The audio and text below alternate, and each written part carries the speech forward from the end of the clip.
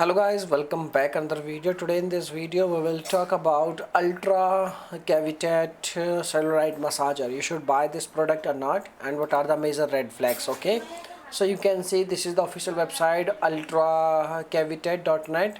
So I want to tell you only one thing. This store is approx like 1 year from now, and the store they are selling the product. This is the product.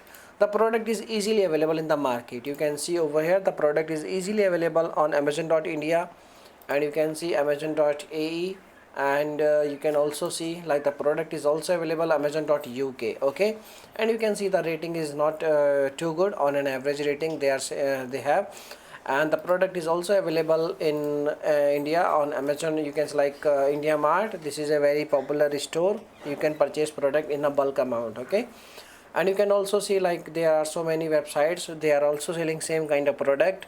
So basically I want to tell you, this is not looking like a unique product. Okay, this is looking like a drop shipping product, and the drop shipping product very big issue is like results. When you use product, there is no guarantee you will get results. Okay, and if we talk about like the issues, the only issue is like result. Okay, there is no guarantee you will get results.